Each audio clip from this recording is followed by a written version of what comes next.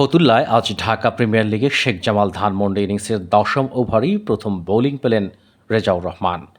Prime bank cricket ক্লাবের pacer wicket পেয়ে গেলেন প্রথম বলেই। লাফিয়ে ওঠা বলটি ফজলে রাব্বির ব্যাট ছুঁয়ে চলে যায় উইকেট কিপার জাকির হাসানের গ্লাভসে।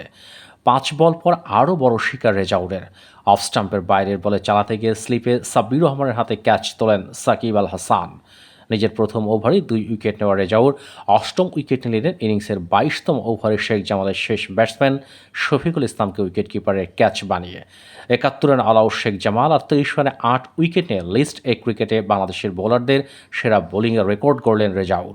এখনও আন্তর্জাতিক ক্রিকেটে অভিষেক না হলেও বেশ কয়েকটি সিরিজেই বাংলাদেশ দলে থাকা রেজাউর ভেঙেছেন আরেক পেসার ইয়াসিন আরাফাতের রেকর্ড।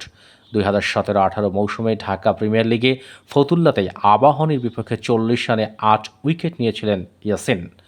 লিস্ট এ ক্রিকেটে বাংলাদেশের বোলারদের 8 উইকেট নেওয়ার উদাহরণ এই দুটি। 6.3 ওভারে 23 রানের বিনিময়ে 8 উইকেট লিস্ট এ ইতিহাসের ষষ্ঠ সেরা বোলিং রেজাউরের। বিশ্ব রেকর্ডটা ভারতের বাঁহাতি স্পিনার শাহবাজ নাদিমের। 2018 সালে চেন্নাইয়ে বিজয় হাজারে ট্রফিতে রাজস্থানের বিপক্ষে 10 রানে 8 উইকেট নিয়েছিলেন ঝাড়খণ্ডের হয়ে খেলা নাদিম।